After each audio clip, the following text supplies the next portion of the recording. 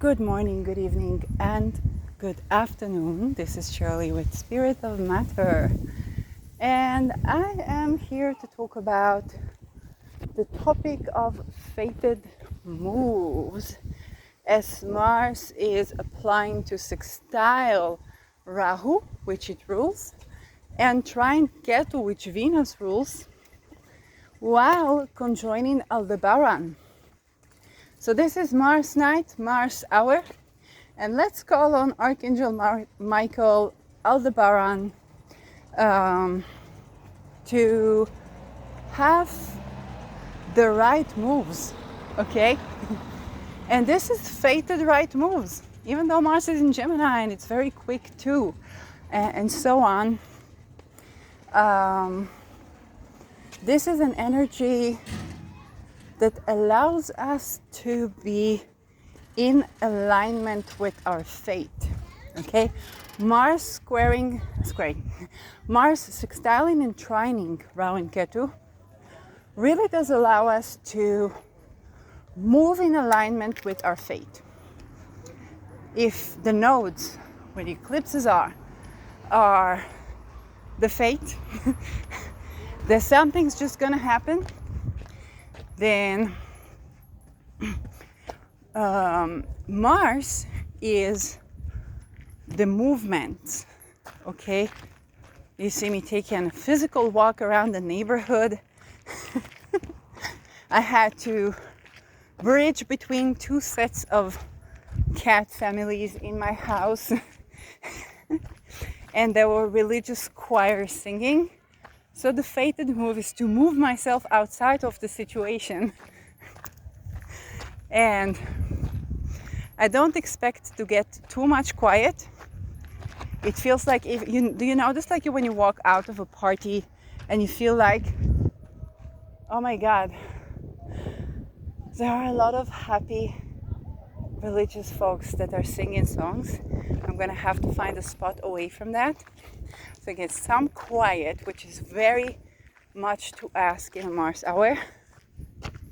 So yeah, this is my situation. Lots of parties, activities, and I have to move my body. So let's see where it goes.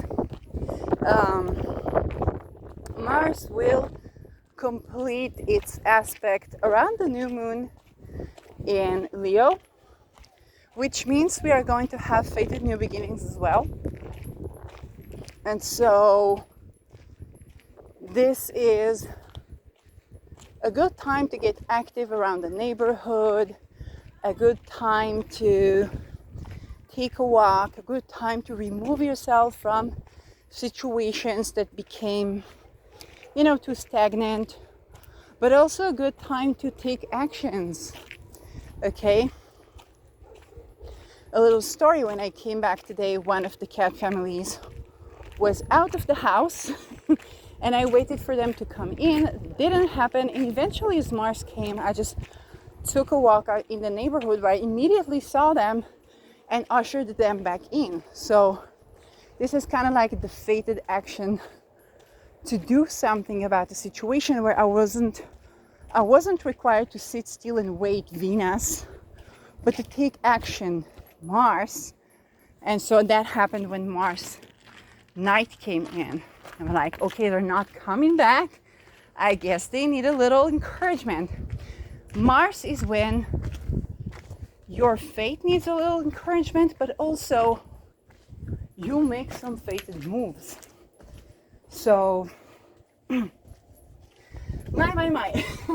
When is this thing gonna be active? So definitely Mars night right now, or Mars night where you are. Just fixing my breathing. Okay, this is a bit more quiet.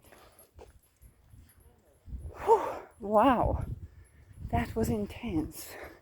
Intense religious singing that I had to flee. Reminding me that as this neighborhood becoming more and more orthodox, I might have to move. Like in general. And so Mars is associated with my housing and with international affairs, kind of like beliefs, religion, but also traveling abroad. And I got a lot of things like, you're gonna travel, you're gonna this, you're gonna that, we're gonna move. And I wasn't sure if that's like bad energies trying to mess with my housing or second house, or actual sign. Because I've been moving a lot before I got here. I can tell you that. Look at the sky. No, you don't see that. Now you see that. This pyramid is a synagogue. To those who know some occult and esoteric stuff, you got it. Okay, so you're gonna feel that around Mars nights, Mars day, which is Tuesday, and Mars hours of each day. Pay attention, because there are some fated moves that you are making, taking action. And I'm just gonna delineate this thing right here. So my natal Mars is in 22 degrees Scorpio in the 9th house. Mars is crossing my 4th house, and the Mars is ruling my 2nd and 9th house. So I just found myself settling an argument, a fight, Mars, between two sets of kittens in my home, and escaping religious Orthodox singing because it's gotten too loud for me. Okay? They don't usually bother me because I like to sing and I can make noises, so I like to be in a place where that's okay. But it was also kind of like, hey, that's too fucking noisy. I need my own space to make noise, and they need their own space. So I got out of there, and these are very polite neighbors. These are very nice neighbors. It's not like a conflict or something. So this was Venus thing. They're singing, but their singing is intense and it's religious, which is 9th house, which is another, it's pointing that Mars. And then I take action, Mars, to move around the neighborhood, Taurus, which is my 3rd house, but also Venus, which rules Ketu, fix my breath, because my heart is not in shape. Sun, Leo, and I have Sun in Taurus opposing Saturn. I wish you not to have this, but and then I stand on a little bit of a hill here, looking at the very orange-red sky, yet again Mars, with this blue thingy sky, which is also Saturn, and looking at a synagogue, which is shaped as a pyramid. Just taking a note. It's almost like fated moves, where I find my environment disturbing, and I need to climb the mountain, okay, to get some peace in my home when I need to get outside of my home. And so that's kind of like, And Mars is approaching the square with Saturn, kind of like my 1st house, where I feel I don't have energy, I don't have this, I don't have that, I don't have the ability to do anything because I moved so much before I got here, and I went through so much before I got it. I just stopped. It's a very beautiful place. I love the place. But just to delineate that, how all these Mars themes play around, and how this Ketu Venus purging the Venus, purging a little bit of the comfort, but the previous balance that I had towards this Rahu that calls to change something, change my worldview, but through physical activity, change my energy, change my very particularly housing and income and all these things, where I feel like I have already done so much here that I'm just freaking exhausted. And that too is that Mars applying to square Saturn. But here Mars was victorious. It doesn't matter that I'm tired, that I'm thirsty right now because it's a freaking desert. It doesn't matter all the things that were surrounding this, that I'm exhausted, that I was trying to record and had all kinds of technical issues with this Mercury retrograde. It doesn't matter all of that, okay? Mars won. I took action, okay? Whether it's to retrieve my puppies, retrieve my kittens, or to get away from religious noise. Oh man, religious noise. Okay. Okay. To climb a mountain.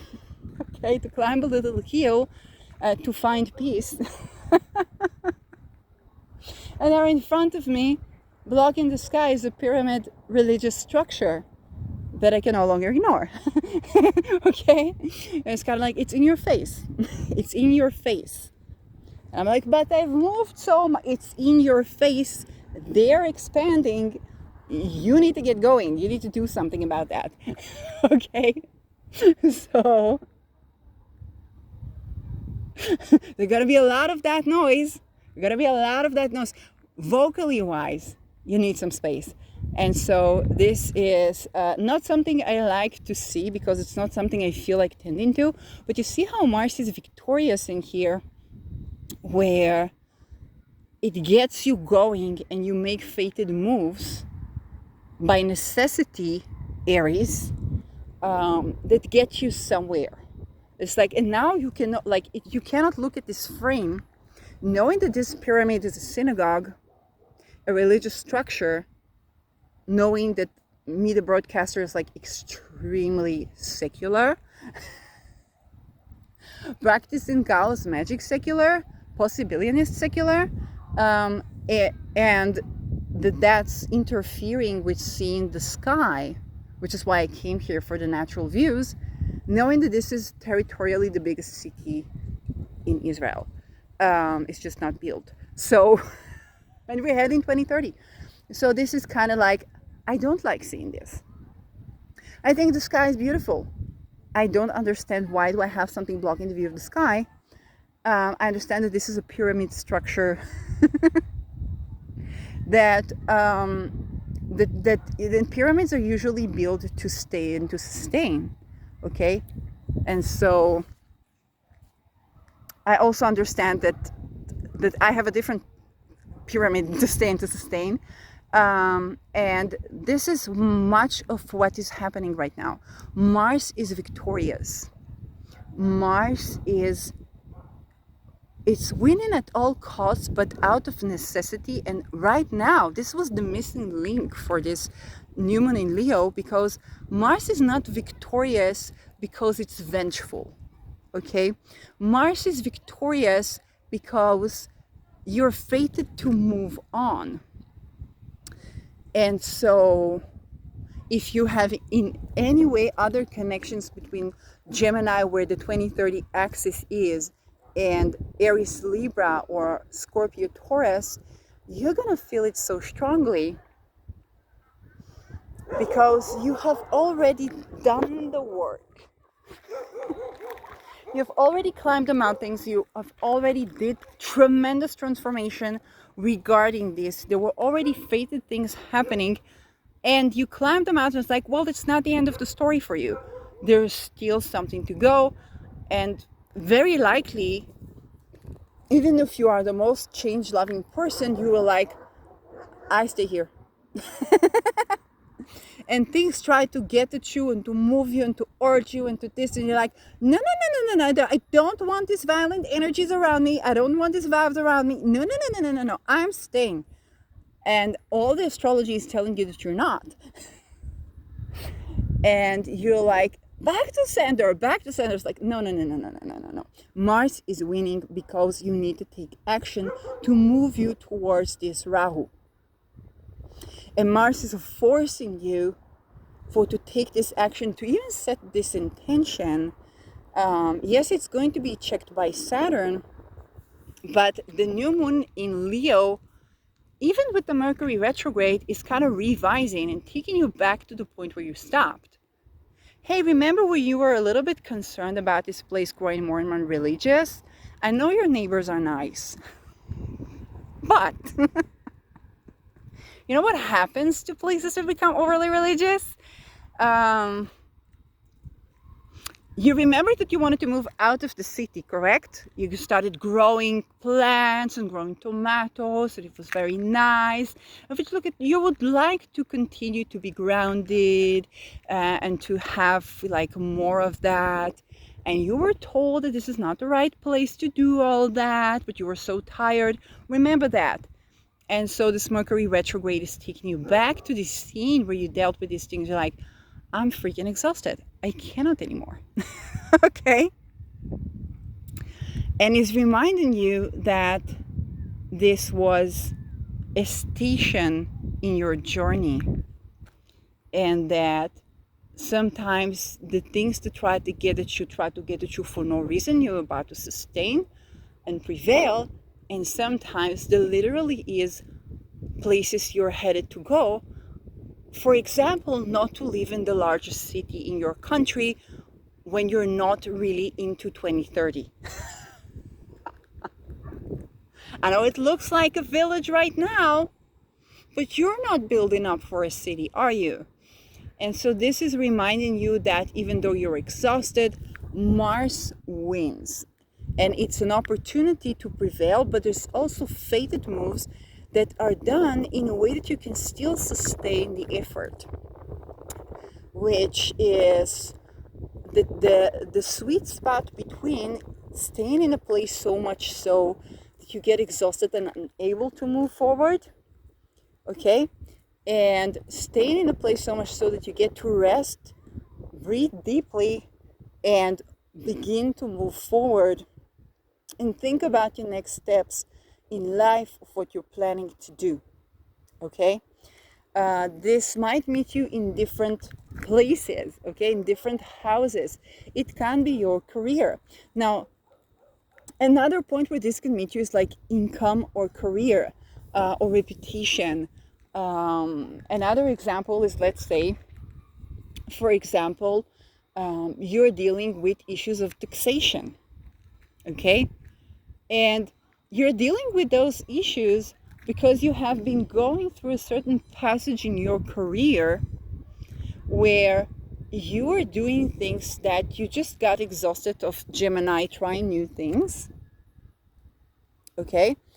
And you're just like, well, I'm going to stick to something, which is not always about decision, but now it's time to remove this stagnation. And so that path that you have taken for, whether because you were just exhausted for security, or maybe you've given up that Mars drive in you, okay, the Mars drive in you that wants to go somewhere, to do something, to make something of your life, and you're like, this is too risky, this is that, kind of like me, and water expands upon cooling. And so maybe you've dealt with this stagnation in the business, or taxation issue, or even repetition. It's kind of like what is this Mars in Pisces doing for you? Okay, you can be physically tired, which you wouldn't necessarily associate with anything if Mars is in your first house like me. So now there is a breakdown in the Saturn area in your life, but also with the retrograde, the rejuvenation, where you're like, I understand that because I'm meant to do something completely bigger. Okay, you can say for me, having Rahu in Gemini, yeah, this is media, this is entertainment, this is journalism, this is all of these things, which I said is too risky, and this and that and that, but it's like this is fated. Okay, you fated to go there. And many of us maybe even said words, made covenants, okay, to try to keep us safe, to try to keep a loved one safe. And Mars right now, especially on Aldebaran and with Archangel Michael, is winning because it's time to make actual moves towards where we're meant to be, because things tend to fall around us and fall apart also within us when we're not doing that. The challenge, we're exhausted. Anybody that has any, Rahu on the 2030 axis, whether it's on the entire X, okay, whether it's Sag, Gemini, whether it's even Taurus and Scorpio, because Scorpio is ruled by Mars, and Ketu has been there, so you have been purging a lot in your Scorpio stuff, or Aries, Libra, or Pisces Virgo, which is the other part of the X of 2030, all you guys are feeling it strongly, that this has been a couple of years with little to no rest. Okay, even if you were supposed to be resting, that was literally, even the combat to get yourself into the bathroom and shower may have been intense. Okay, and I know people for whom that has been the case, whether you've left the cult or left some sort of violent place, or or things got rowdy and stuff like that. So a lot of us are unleashing a lot. And if you also have like a Saturn maturation, Saturn return, Pluto square, Neptune square, all those, Uranus something, then all of these forces are calling for a certain crisis in your life to unravel, so that your authentic self can emerge, your authentic goals can emerge, and this is where this new moon in Leo is coinciding, releasing from a sextile, but simply coinciding with the very fated Mars that's going to take place there. Okay, and very fated action that's going to occur. And the sextile to Rahu and trine to Ketu is an action that remediates stagnation. It's an action of purging. Okay, it is an action towards something. It's an action to cut away from something, to get away from something, but action towards something. Now Jupiter, that is in the vicinity, is going to magnify this. So you gotta make bigger moves. These moves are fated. So I want you to pay attention to everybody's actions. Mars is actions, whether it's acts of speech. Do not by any means try to silence anybody. That would backfire. But if it's fated action for you, it's fated to backfire. So this is the truth. Okay, if it's fated action for you, it's fated to backfire. Maybe this is a part of the crisis you need to go through. Okay, pay attention to everybody's action, to your action, to everybody's actions right now. They are fated. They're going towards something. If you understand that everybody's action right now in the coming week are fated moves, and they are fated right moves, because they remediate the tension in all of our charts. Everybody's making fated right moves. Do not judge these moves. Do not judge these people. Do not judge of what they do, because for them right now is right move, even if it backfires. Okay, and you are making your own right moves. Okay. You don't know what the transit. Some people are fated to have crisis. For example, when I turned with this nudging me, move, enough, I'm like, go fuck yourself. I need to rest. Okay? Okay? And I was like, back to sender. I don't want this violence around me. Enough, enough, enough, enough, enough. Then there was this situation happening around me where it's like, no, we're not trying to mess with your housing. Maybe some people are. You need to move the fuck away now. And I'm like, how am I going to do that? Mars is breaking the routine, is taking some action that is fated and remedifying for that, especially when it means get the fuck away. Okay, whether it's your job situation, your career path, okay, something that you did that was, and alongside, because it's Mars, this could also be a fated victory over such things, okay, such as, for example, when I said water expands upon cooling season 2, because this is where it's heading. Okay, and unless I see something that's more in alignment with my soul and is compatible to this 22 Mars that I have in Scorpio, then this is where it's heading. On the other hand, were all the places that were like, no, move away, enough with this, enough with this, enough with this location, enough with this housing, enough with this, that. It's the biggest city. Remember when you heard that?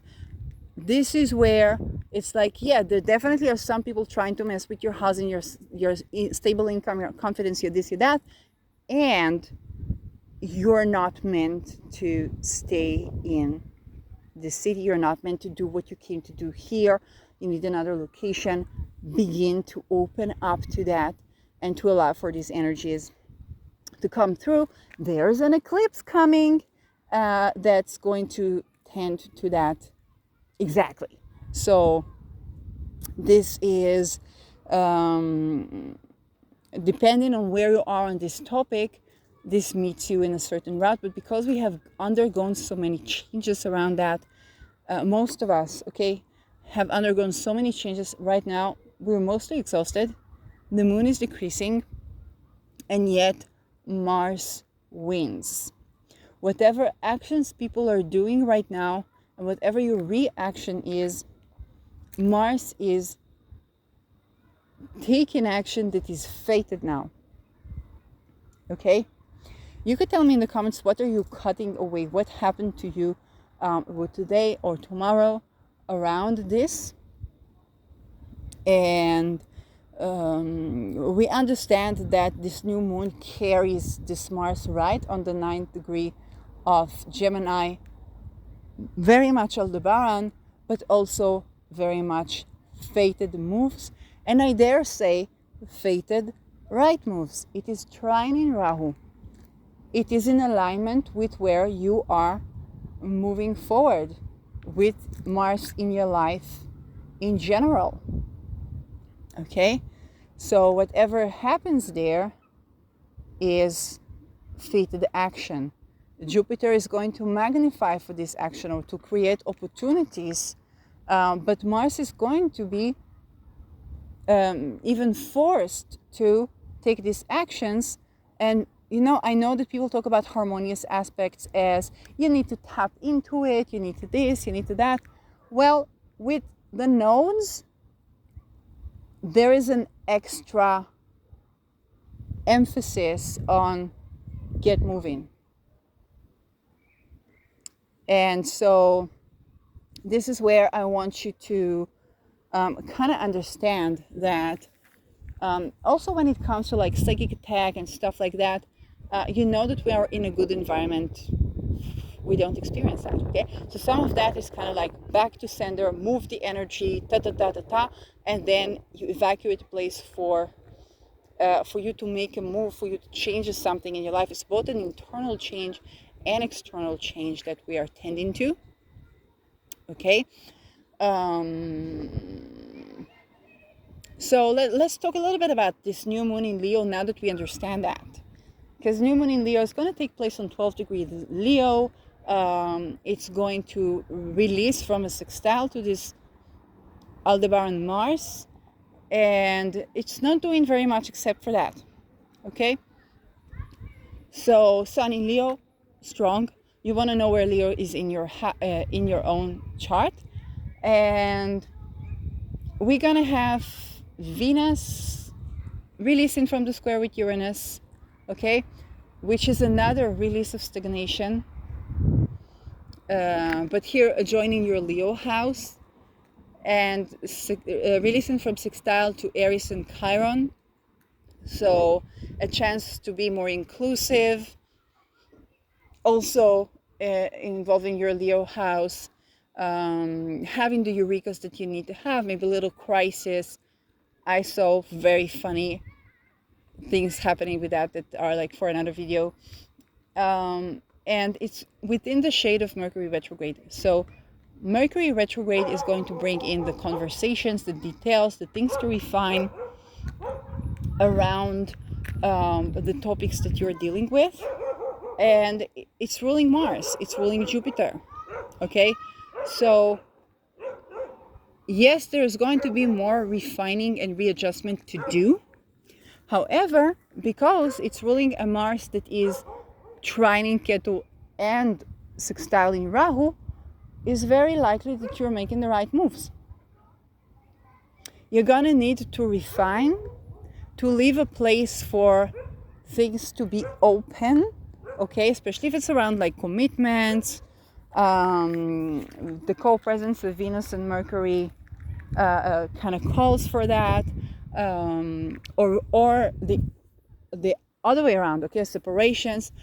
So you're gonna be making some fated moves. You're gonna be making the right moves. You need to leave a little place for a room, a leverage to kind of play around with the fine details, because that is something you're going to have to tend to as time continues, and you want to keep place for that flexibility to arise.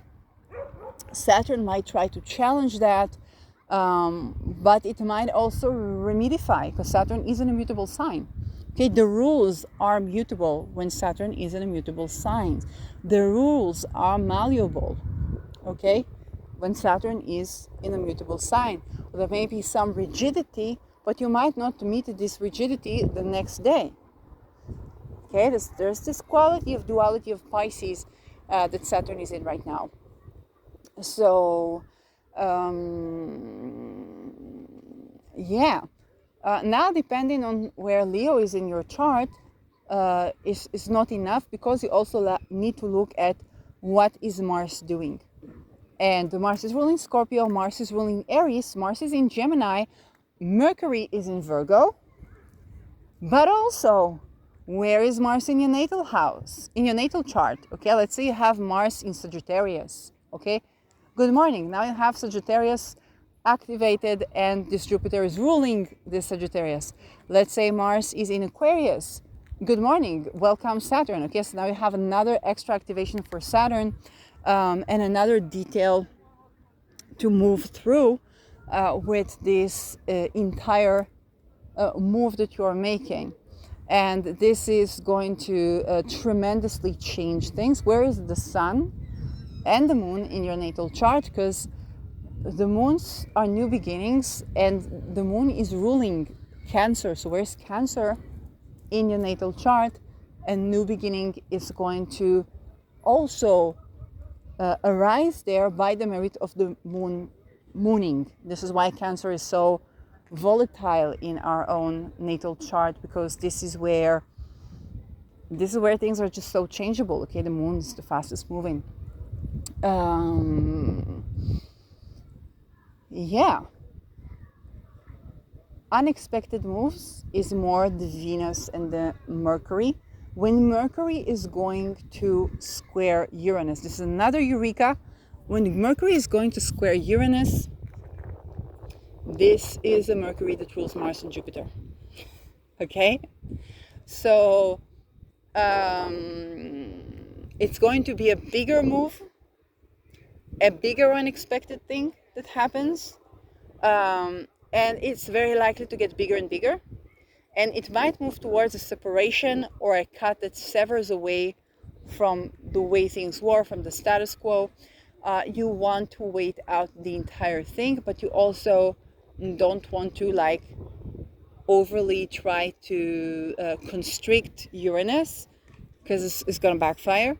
And this is where you just need to allow those big things to happen, and they're going to be big. Okay, a small word that you say triggered something. It's definitely a transit that can bring in a lot more simply, because it's going to rule both Venus eventually and Jupiter and Mars. Okay, so it's going to rule a lot, and the square with Uranus is going to rule a lot. Financially volatile, not just because Mars, Jupiter, Saturn, okay, which both I addressed and Krasi and Lada addressed in further detail, but is financially volatile because this Mercury is activating both the Urano-Algol and Jupiter, Mars in the sign of trade, technology, children, law, business, media, words, image, pictures, film, entertainment, everything.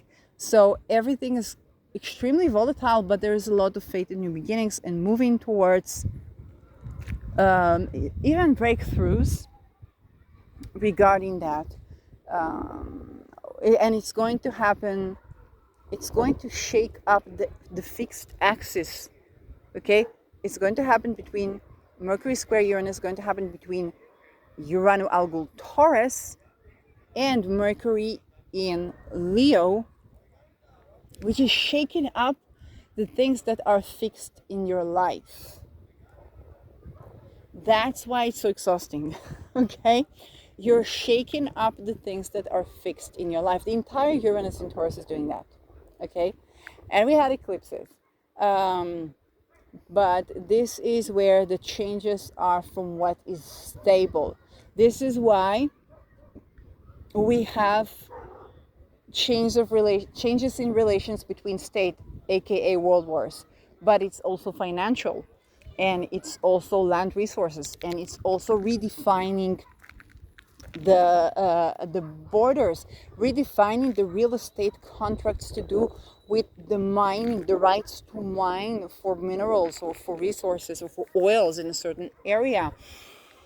Redefining our energy, sun, okay, moving to solar energies. I was traveling from the city to my little village that is essentially the biggest city in the country, but it's not built yet. And so one could argue that I was in the future traveling from the village to the city. But, and then I was seeing these solar farms and having both kind of like the accumulation of, 2016, 2017, maybe in university, it's kind of like, hey, the world is moving to solar energy. Why are we arguing about gas? And how is the world going to look when we move to solar energy? Now I am seeing the results, both understanding that, hey, these solar farms do affect the temperature, and it's maybe better than oil and gas, but it also has its own effect, and they come instead of like farmland and forests. That has its own effects, okay? There's always engineering to go there, but also seeing the culmination of that, like seeing these giant solar farms that are happening and weren't there just a decade ago. So something is definitely moving, and when we're moving towards different types of energy, which is also Leo, okay, the sun, solar energy, then we are shaking up the Scorpio, gas, oils, fossils, even fusion to some extent.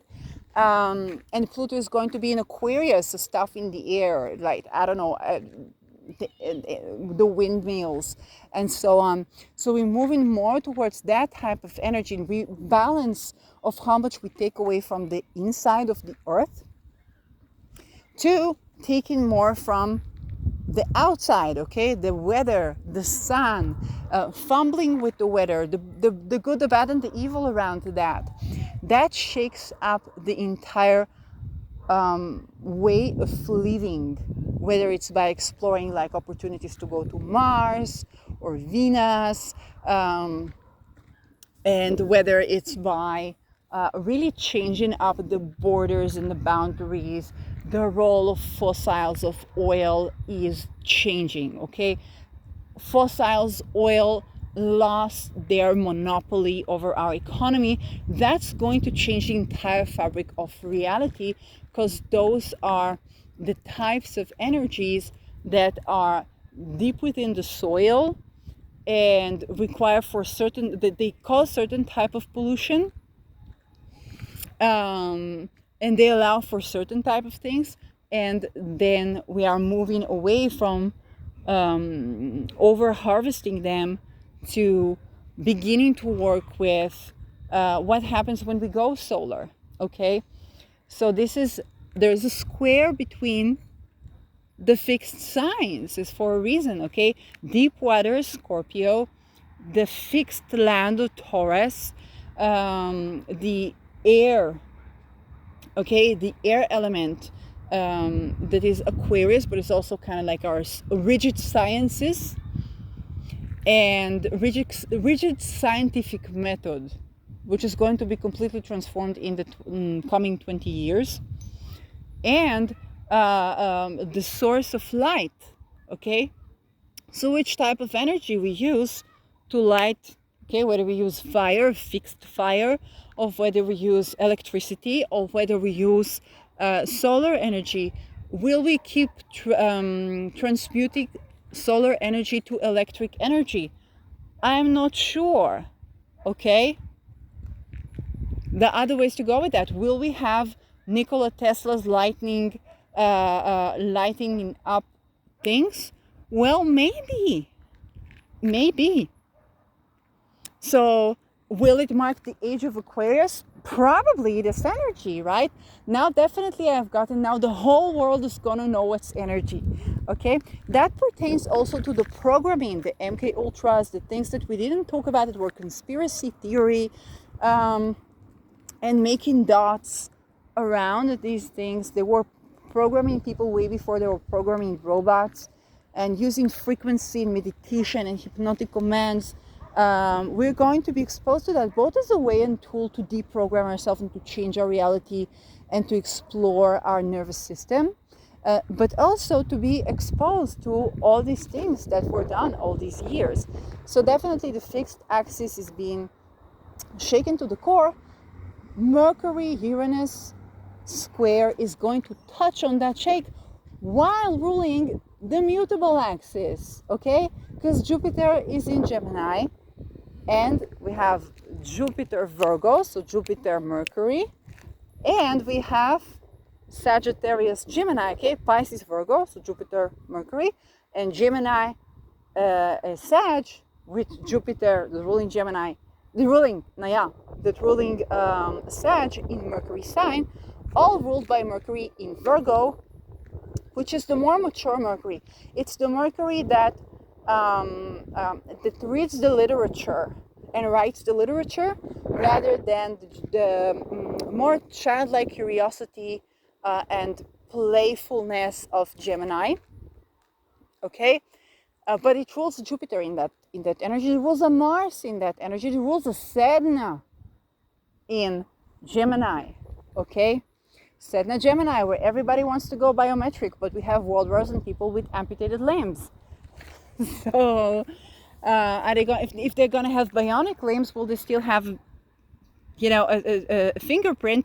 And if they're going to have like bionic faces, will we still have face recognition? So, how are we going to do identity? Well, good morning, Saturn, Neptune in Aries, but that's not really another thing, because Mars is ruling Rahu in Aries and activating the cardinal axis.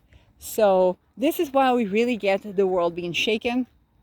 Mercury square Uranus is going to shake it up even further, give us eurekas, and further change our world.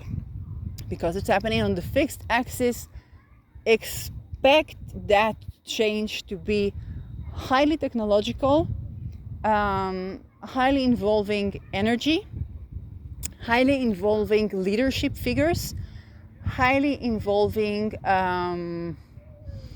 all things Venus, okay?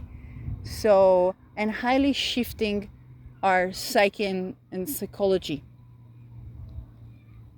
That being said, it's a crisis aspect, okay?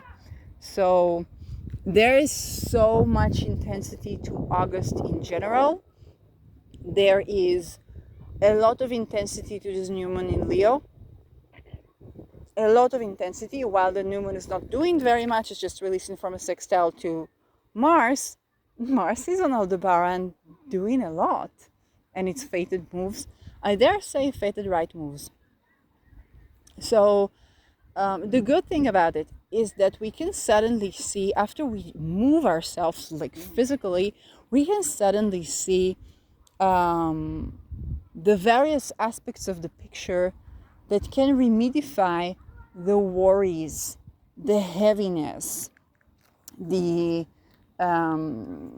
deep well of sorrow, okay? And perhaps lighten up, which is a much needed lightening up, and seeing that yes, tremendous changes are indeed difficult, and we are living in interesting times. But there are also a lot of the things that we were so worried about can be easily remediated. Okay, well, a lot of the things that we were completely complacent about, we're going to be shaken up, and we're going to shake things up as well. Okay, and that can be on our entire, environment,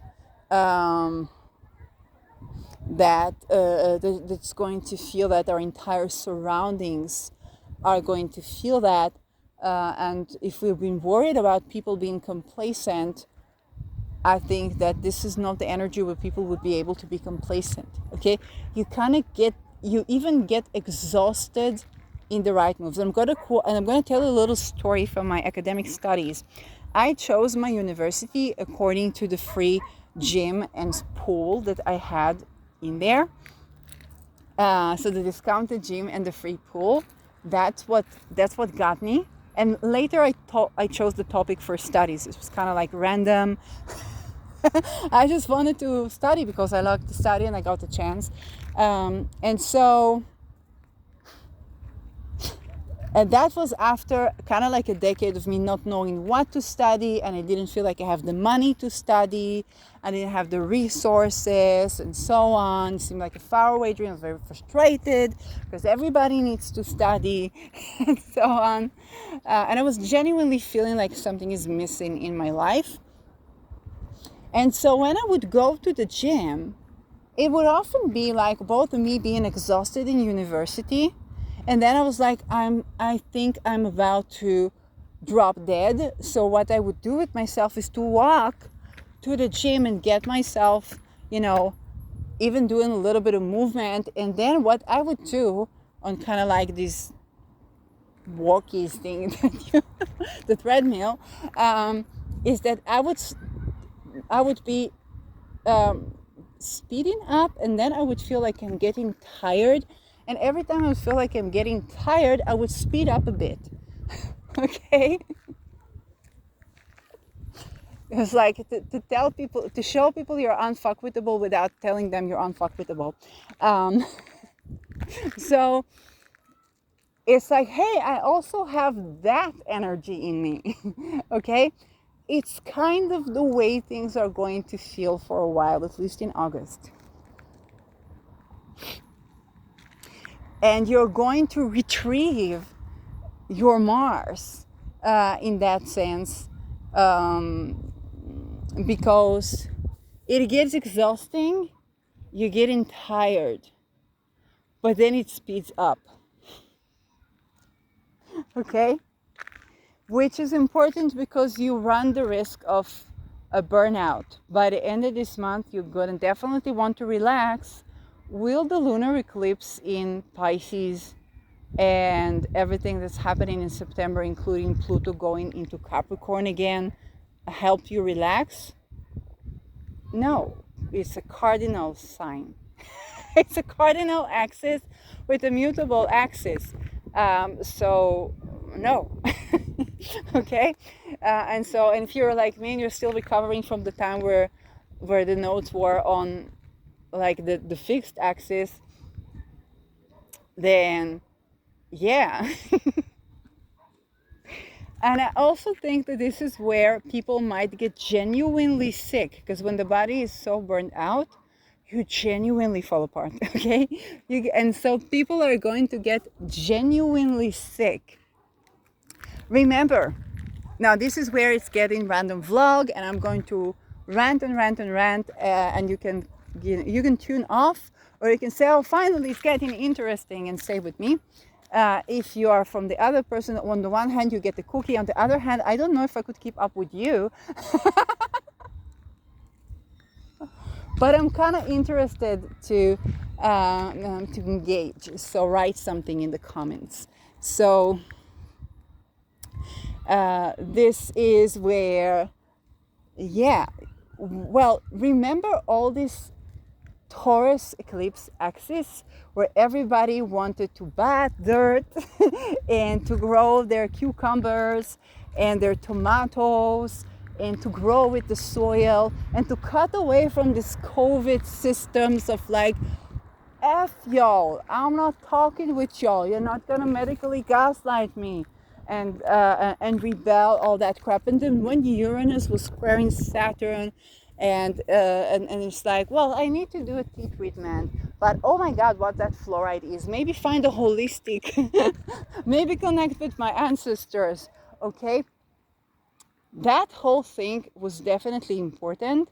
That being said, with the intensity that's coming up, and with the lack of ability to just rest and relax, from a holistic medicine point of view, we're gonna get fucking sick. And so we are going to need to rest. We are going to break down. We are going to burn ourselves out. We may have fated accidents.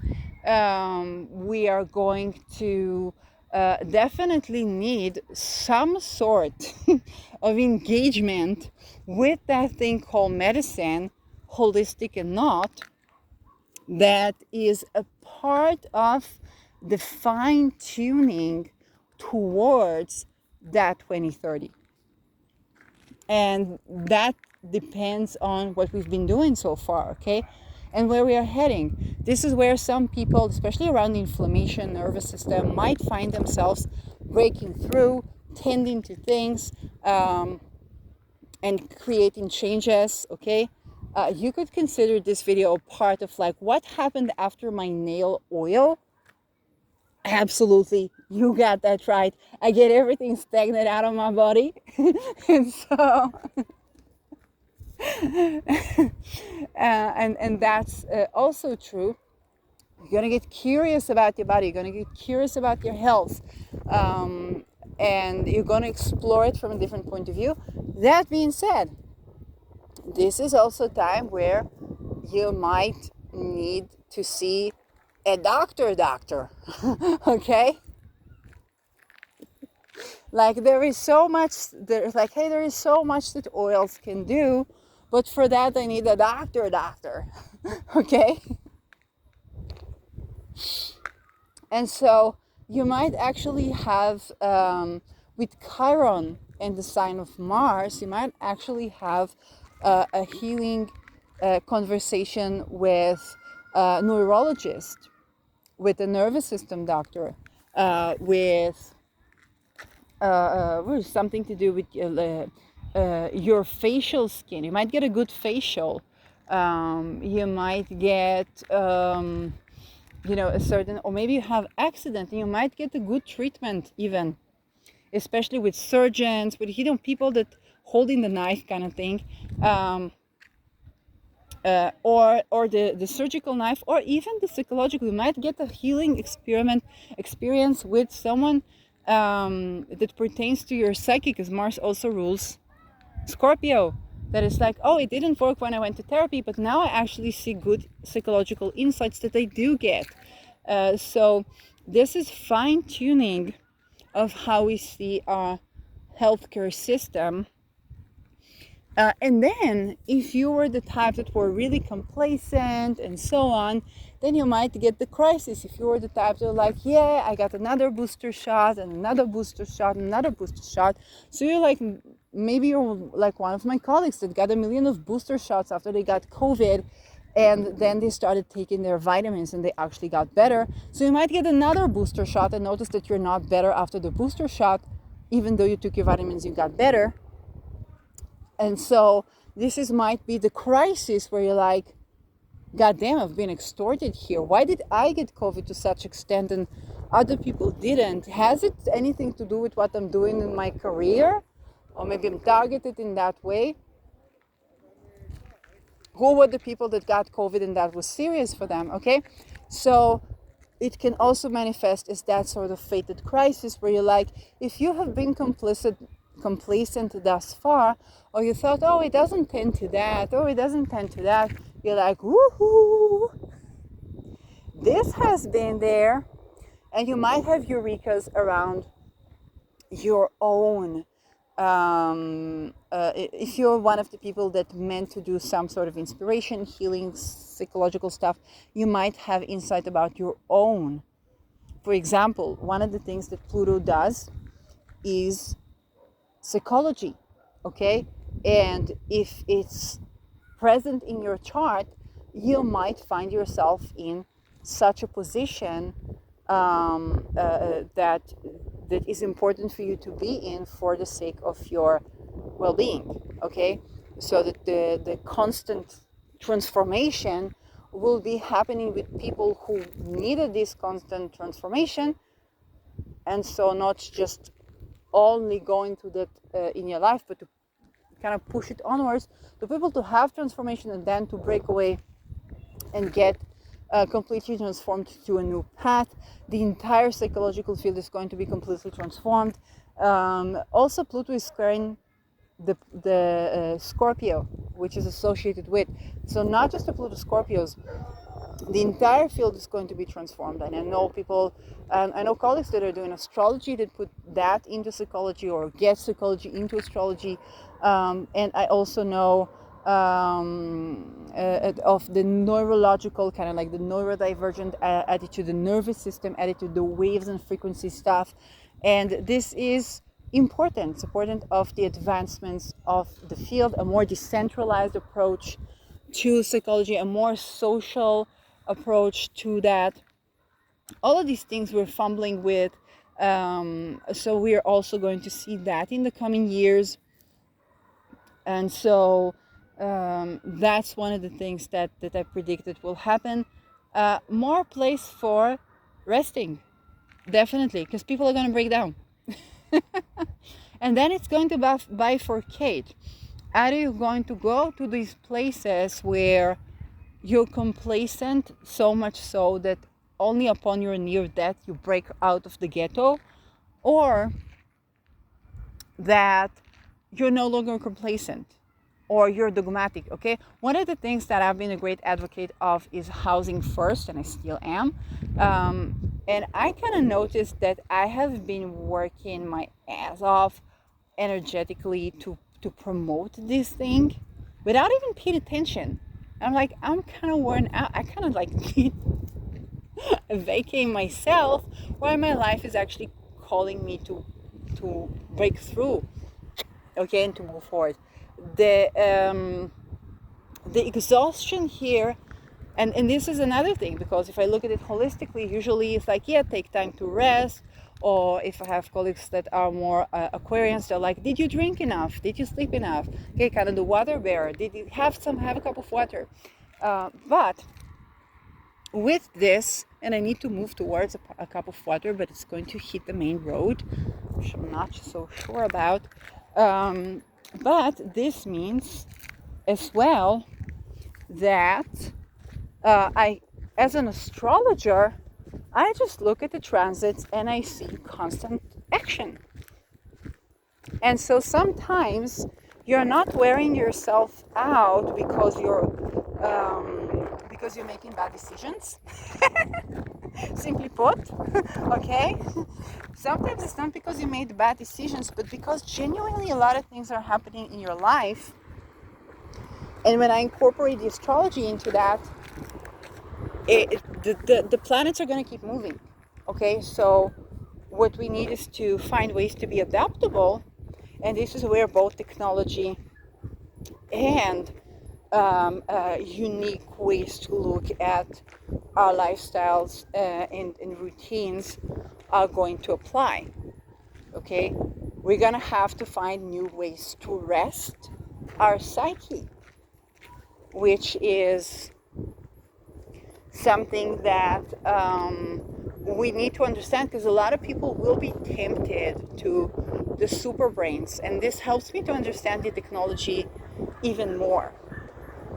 So, because when we genuinely, in terms of the sky, don't really have much rest, you try to account for that. So, of course, there is more risk of inflammation. What is more risk? There's gonna be inflammation until we fucking find a way to rest, okay? But it's also, the sky is really not supportive of resting. Okay? Now there's a difference between having this stagnant job, kind of like you think about the earth signs, okay? The stagnant job, the hard work, the this, the that, and then when there is an entire transformation in the world that really calls for another way of being, very simply put. And so even the ways we have been remediating things is going to be transformed. This is where, yes, people would want technology that helps them to adjust their wave and frequencies, or would be looking into channeling.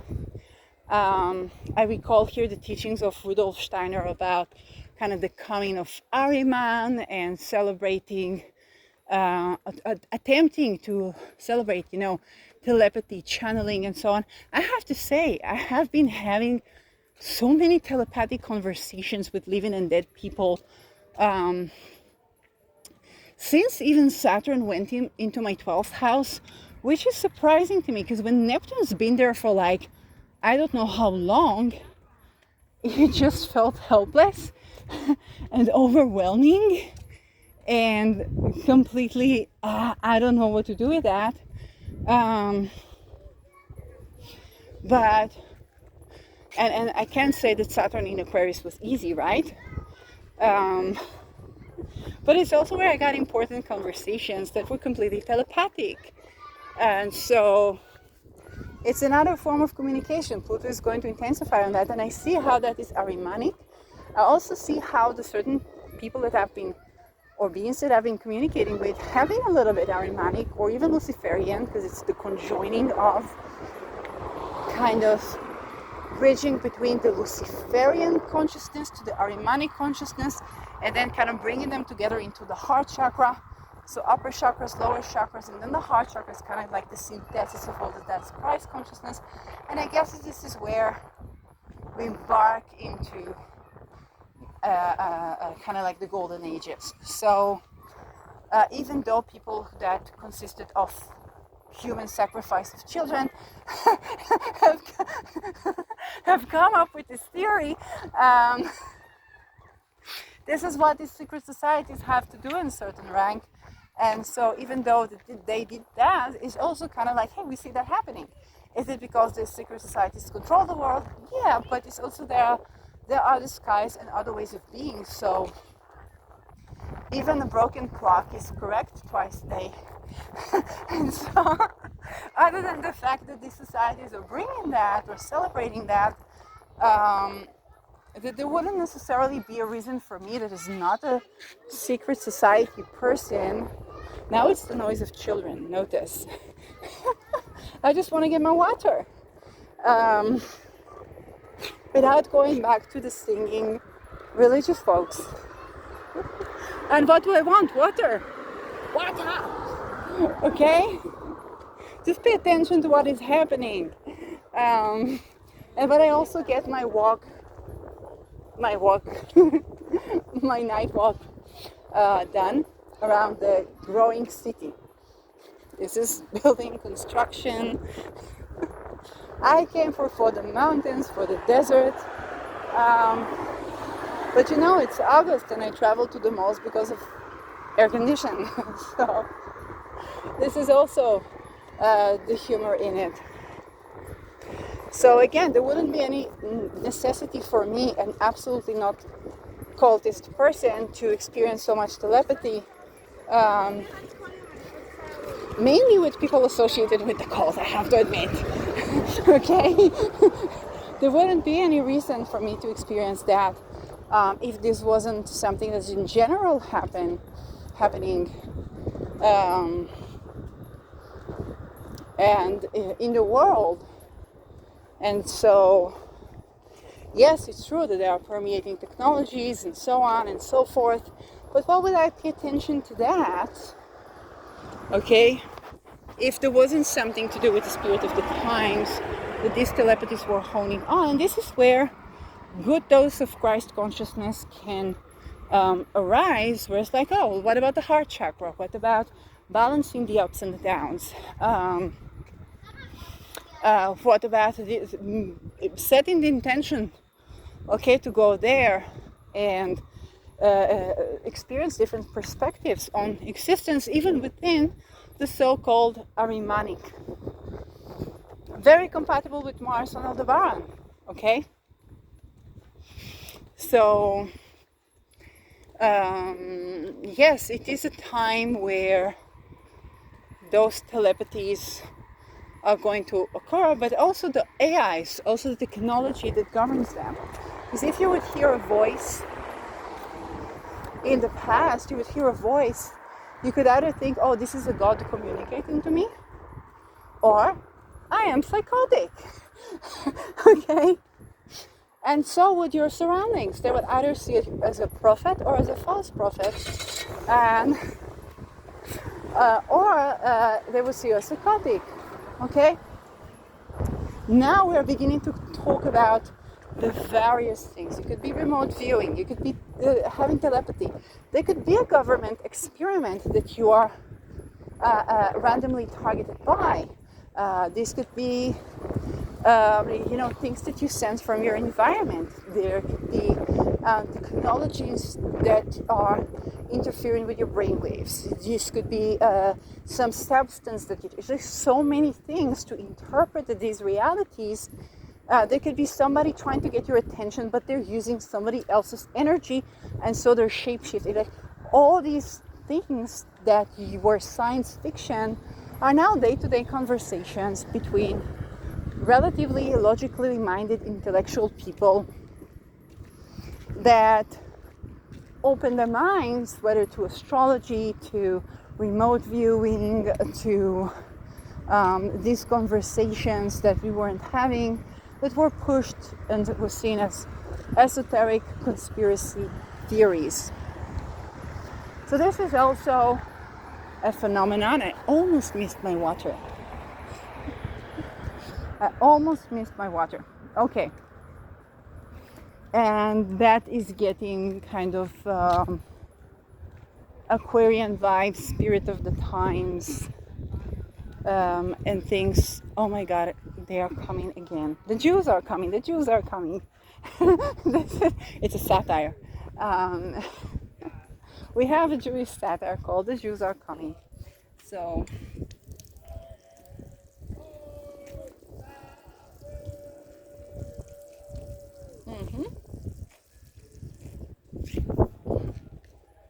and I have to escape the noise of the singing Jews in the Holy Land. It's not me being racist, it's just they're being loud. And this is the non-PC moment of the day, reminding me that not the whole universe is against me when it comes to housing. Sometimes it's like, you just need a little nudge, but I've been doing this nudge since 2020. Yeah. Okay. So, by the way, we've been having this argument about will there be an Ayatollah Jewish revolution in Israel style Iran 79. It's getting more interesting, I promise. And less PC as we go. And people are talking about trying to bring in Mamlechet Yehuda, which is like the Judah kingdom. And I was just like, I remind you that Judah was also a traitor. So, and all this with Yohanna Algol on the soul of Israel, with basically globalists bombing through our nation state's brand everywhere. All the countries like Jordan, Egypt, and then there are the US ships kind of waiting. You guys do all the job. This is New Egypt, but we're not going to tell you that. And the globalists are kind of like, well, all of this is North Korea. And supreme leader of North Korea was like, but I'm supreme leader of North Korea. And the globalists are like, we're not sure about that. So, yes, a political walk around the neighborhood with me escaping just thinking juice. So, oh my God.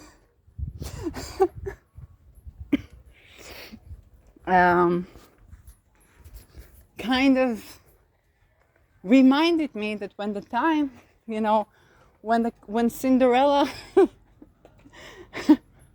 has to give up her crystal shoes and get the fuck out of the palace before it's becoming a kingdom. So, but also get the fuck out of the place where she was to be a maid. Okay? So in Cinderella's story, there was a prince to save her. Positions are open.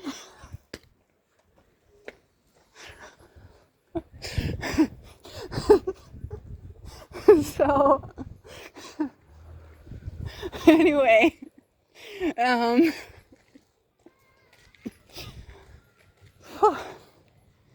I'm size 42, by the way. And I don't wear heels. So, yeah. So, European side. Anyway, this is completely intelligible to Americans. And so, yeah, that's the situation. We are having all eurekas right now, both because of the Venus releasing, and yeah. But imagine what happens when Mercury. I don't know. It's the everything of everythingness of it that, yeah. Reminder that the world is absolutely changing. What is this big hole in the ground that wasn't there just the day before? Where am I? I know where am I. It's this huge place. Well, maybe because I wasn't walking right all the way here. Okay. Yeah. So now,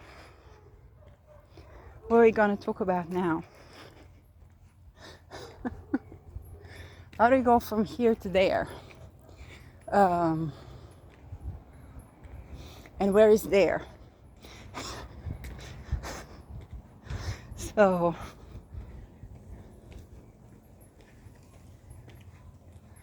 I think this is this is almost the we're not in Kansas anymore story. Part of the story. I have to admit that when Saturn moved into Pisces, I was going to the train and there was a totally surrealistic show where everything was around Alice in Wonderland. I'm not joking. With the time, with the weird chess play, with like, and yeah, we understand it's all like the occult and so on and this and that, playing this show and so on, but it's also a very real reality right now, okay, where it's almost we're not in Kansas anymore. I was just escaping a lot of singing Jews. Climbing a little hill, watching a pyramid scheme in the shape of a synagogue. Not again! Is there like a Jewish holiday or something? What's going on? It's just a Saturday.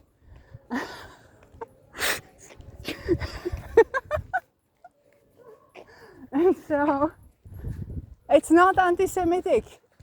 It's pro-life.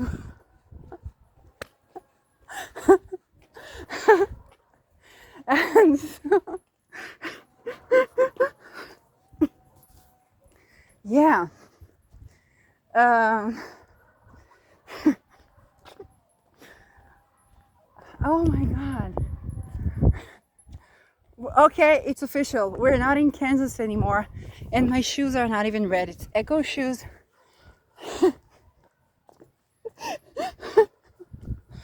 That I got me. Ah! We're not in Kansas anymore. It's official.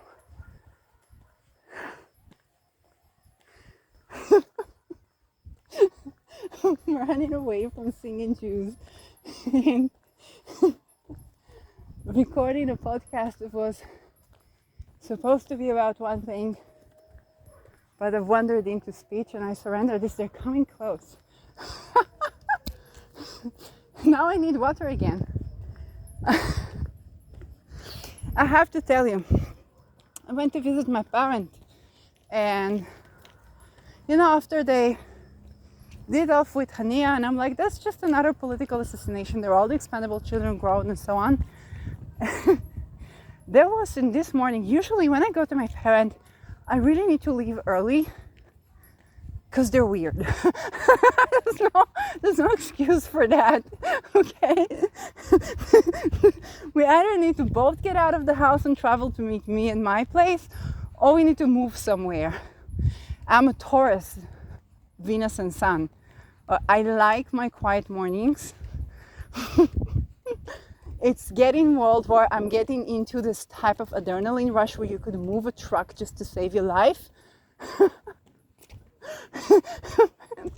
And so what happened was very interesting. There were a pack of Arabs, young Arabs, no guns, no nothing, just making noise in the parking lot. Really, they were just making noise. They weren't making any fuss or anything like that. Just a pack of loud Arabs. And my parents was so concerned about this situation and fearing for their everything, that I got the time to rest and sleep until the whole parade was gone. And I was like, oh, now I can just drink my coffee and I can quietly go Shabbat Shalom and so on in the key of loud people. And you know what I remember when I was in Netherlands? I had a video because people think Europeans are quiet. Dutchies are so loud on the train. So there's something happening with a lot of noise that forces me to take a longer walk. And that was funny, the way things work. So back there, it just gave me time to rest because I was so, I don't know, unfazed by anything. And the first thing I was thinking about then was like, it's no problem. I don't hear women, I don't hear LGBTQ, and I don't hear children. They're going to be easily colonized. And nothing to worry about. and I just went back to rest. And right now, there's all this singing people that are absolutely not after me, but it's just so loud. And mind you, I love singing, but it's like, so there's definitely something interesting going on here that I pay attention to. Yeah, that is, and I have to admit, this makes me feel a bit more like a guest here. Okay. It's kind of what is this weird place? What are all these people singing? And it's like, I like singing, but this is kind of like, it's very loud and everybody's going everywhere. And I wanted to take a walk, but everything is so hectic, and it's supposed to be like Saturday. Like the day where you rest.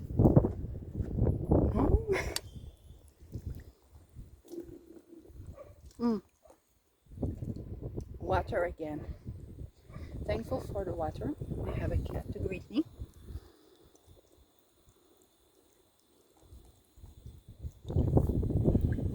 Yeah.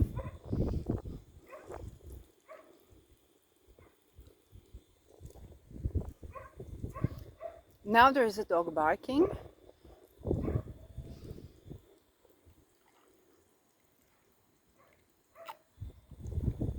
We'll have to contend with that.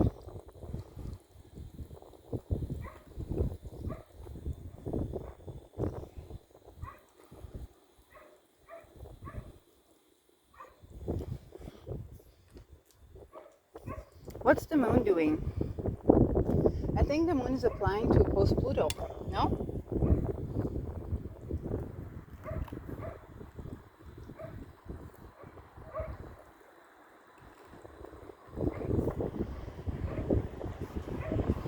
So this means it's going to go through Procyon. Definitely need Procyon there to sweeten the verdict. And so, yeah.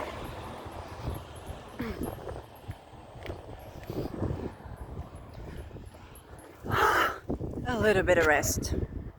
This is the invisible Dead Sea for y'all, where they're mining gas. And this is the invisible stars. I can still see the stars, but you don't see it on camera. Wow. We're having a moment here.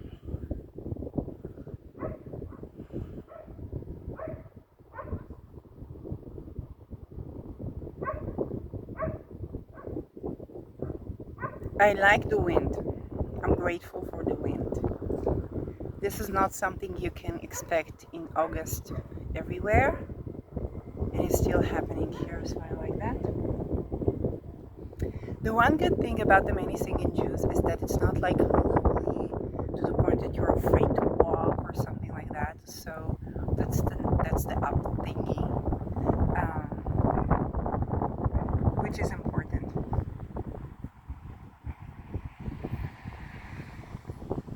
Yeah.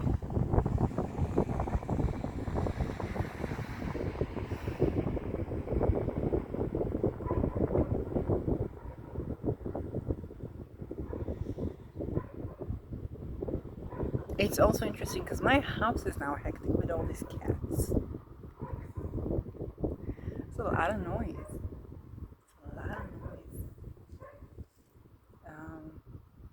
And I have to admit, I'm still exhausted. Like, I know it's been 3 years, but I was homeless for 6 months, which didn't mean I relaxed, okay? It's like, and between like this 2021 to 2022, and I'm still recovering from that. Like, I'm still recovering from that. Here's a feed shot. So now there's all these movements that is happening, and a lot of it is joyous. I have to admit, but it's surprisingly joyous for me.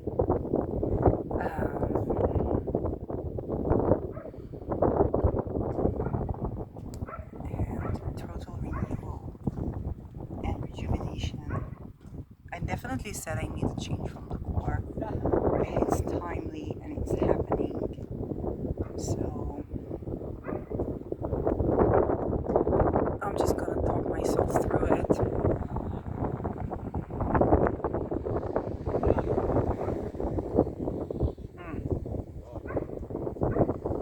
Yeah. I'm trying to think. Mars was just crossing my route. So let's look at the Mars route. I don't remember exactly what showed up there.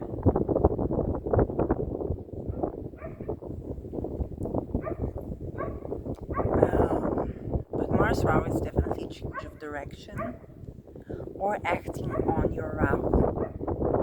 Definitely fated moves. Conjunction is a hard aspect. Happens every 2 and something years, okay? But you want to pay attention to that when it crosses your natal Rahu.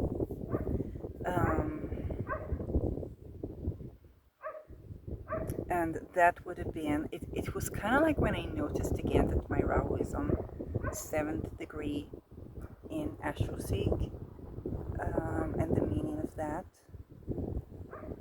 because this is a number that has been showing in my life more and more. My numbers have only like 33 life paths, 6 May, which is 6, 5, 84. And yeah.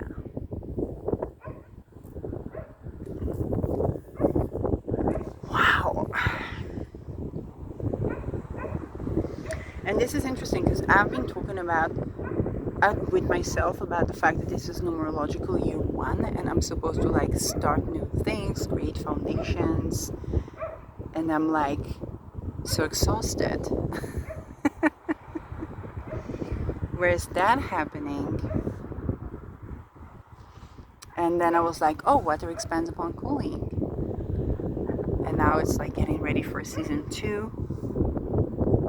Allowing things to just be. While learning so much. Like this Jupiter Gemini has been, wow. Oh my god.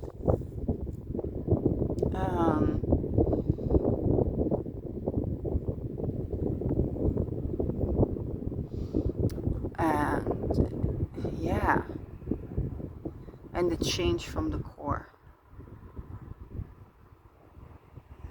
This is new ways, learning new ways to work with this thing called me.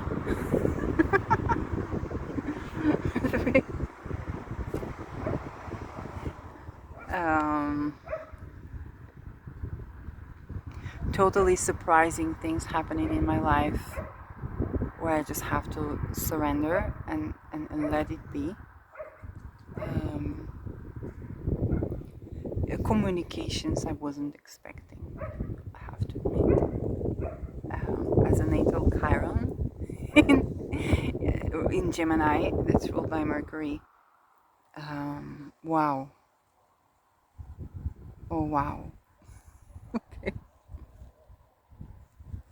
Breakthroughs.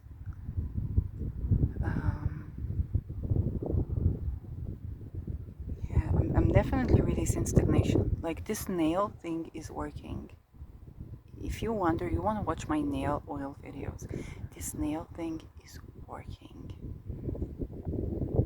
It's moving. It's creating movement. We're stagnant, and I like it. It is such a Pluto square remedy. It's like the everything remedy right now.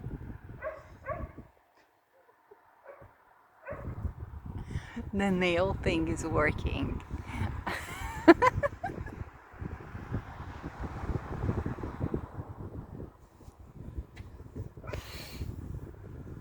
Okay.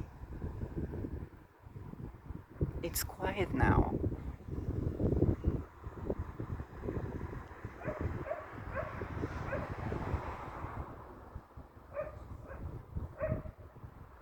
I don't know where am I heading, like in life.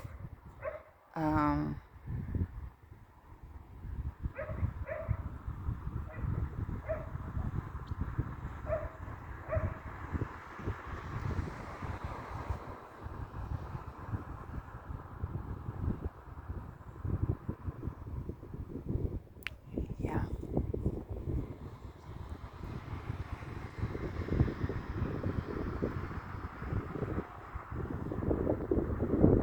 And I do feel that I'm in contact with kind of the energies that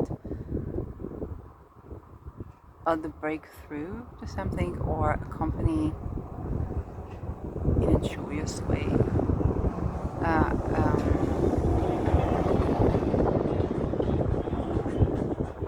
This transit, and now I feel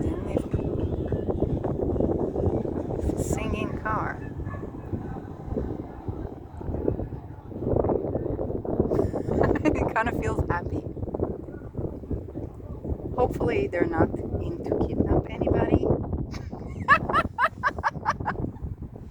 It's kind of jolly music. You want to dance with it. Jumpy, jumpy, jumpy. It's like, hey, I hope you're not here to kidnap anybody. Um,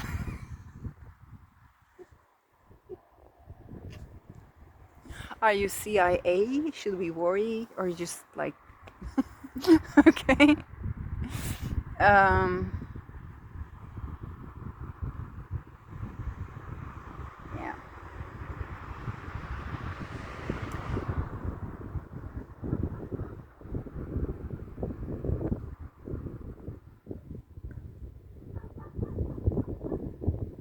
I have to admit that I was afraid of this Mercury retrograde.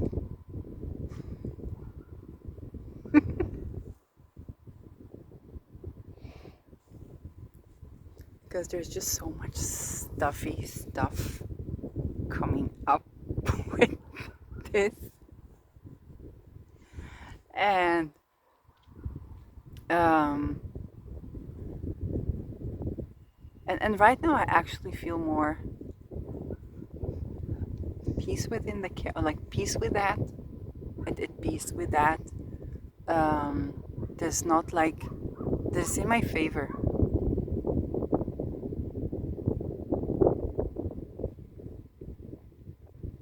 Opening up to a certain joy that I need in my life.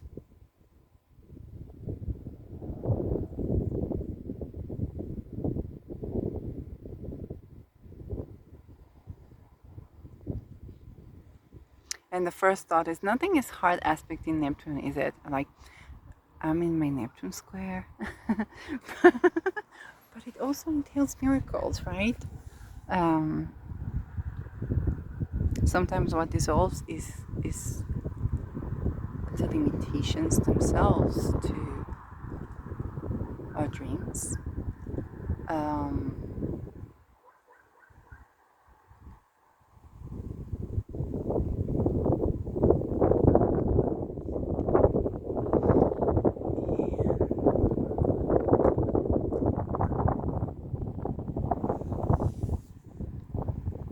lifting the weight, creating movement where it's been stagnant is basically, what we do.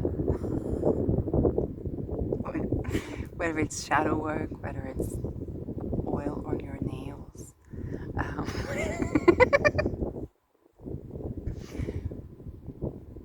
Yeah, changing the sources of energy.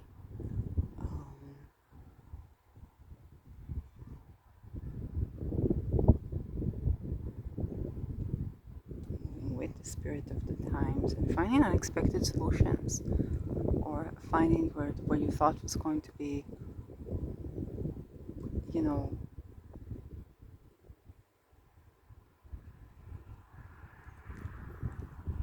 where you thought was the challenge, you actually find a remedy or a solution.